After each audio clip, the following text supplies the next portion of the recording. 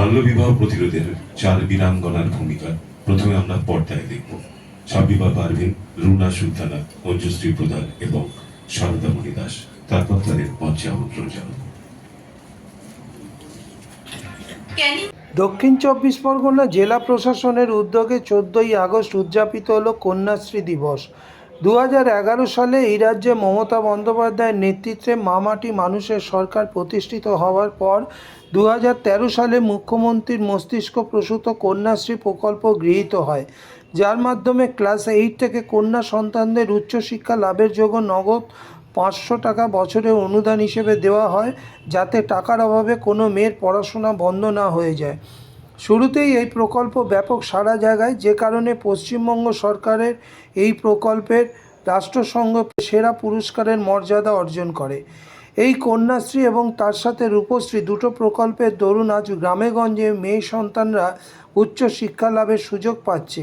এরকম কিছু কন্যাশ্রী নিয়ে এদিন উজ্জ্বল ভবিষ্যৎ গড়ে তোলার পথে এগিয়ে চলেছেন এমন কিছু কন্যাকে দক্ষিণ চব্বিশ পরগনা জেলা প্রশাসনের তরফে এদিন সম্বর্ধিত করা হয়। বিভিন্ন ব্লক থেকে আগত এইসব কন্যাশ্রী ছাত্রীরা, এদের মধ্যে কেউ বাল্যবিবাহ রুখে উচ্চশিক্ষা লাভের জন্য বিখ্যাত হয়েছেন, আবার কেউ খেলাধুলা, নৃত্য ও ক্যারাটে চ্যাম্পিয়নশিপ হবার প্রতিশ্রুতি পূরণের শপথ নিয়েছেন।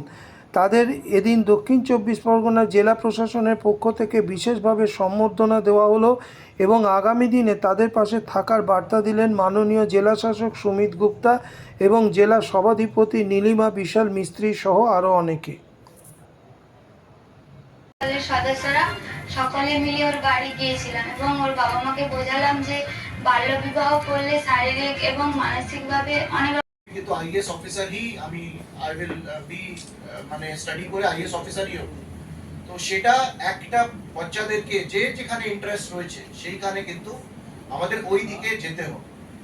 সো এটাই আমার আশা থাকবে, যারা যারা আজকে কন্যাশ্রী মেয়েরা এখানে রয়েছে তারা এই নিজের স্টাডিজও করবে, তারপরে নিজের সমাজের অ্যান্ড ডিস্ট্রিক্ট, রাজ্যের, দেশের নাম রোশন করবে। আজকে যারা যারা এখানে এসছে আমরা সকলকেই আমি অভিনন্দন আমি জানিয়ে বক্তব্য শেষ করছি। Thank you.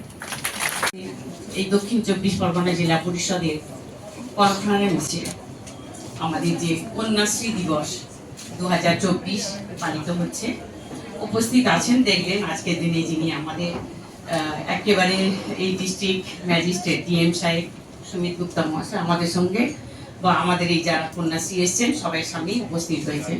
উপস্থিত আছেন আমাদের দক্ষিণ চব্বিশ পরগনা জেলা পরিষদের সভাধিপতি সম্মানীয় নীলিমা মিস্ত্রি বিশাল মহাশয় উপস্থিত আছেন।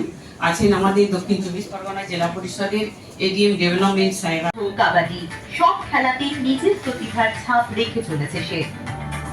ইতিমধ্যে কলকাতার পেশাদার ফুটবল ক্লাবে নিজের নাম লিখিয়েছে মুস্কান।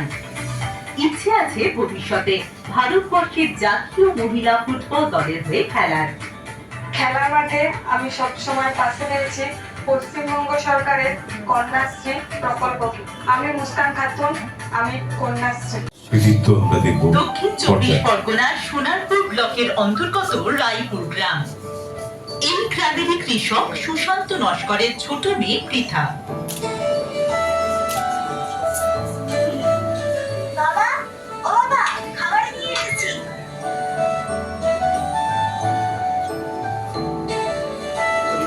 দারিদ্র নিত্যদিনের সঙ্গী হলেও দুই মেয়ের শিক্ষার সঙ্গে কখনো আপোষ করেননি সুশান্ত বাবু ও তার স্ত্রী রেখা রানী। স্থানীয় কালিকাপুর বাসন্তী দেবী বালিকা বিদ্যালয় 8ম শ্রেণীতে পড়ছে পৃথা। বরাবরই ভালো ছাত্রী হিসেবে পরিচিত পৃথা পড়াশোনার পাশাপাশি ভারতনাট্যম ও ওড়িশি নৃত্যকলাতেও রীতিমতো পারদর্শী।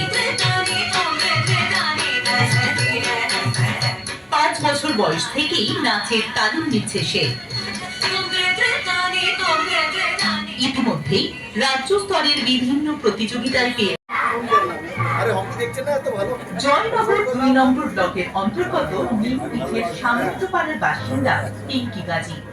মাত্র 4 বছর বয়সে মার্শাল আর্টস ট্রেনার বাবা ফতিক কাজীর হাত ধরে মার্শাল আর্টসের সঙ্গে পিঙ্কির প্রথম পরিচয়।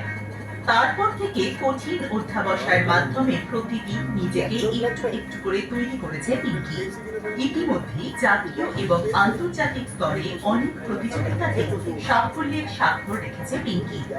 চলতি বছরের মার্চ মাসে নেপালে আয়োজিত second Gautam Buddha international open karate চ্যাম্পিয়নশিপে 50 কেজি বিভাগে প্রথম স্থান অধিকার করেছে সে।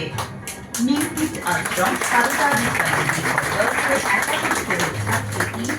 স্বপ্ন দেখে ন্যাশনাল ডিফেন্স একাডেমিতে সুযোগ পাওয়ার, সামরিক বাহিনীতে যোগ দিয়ে দেশের সেবা করার।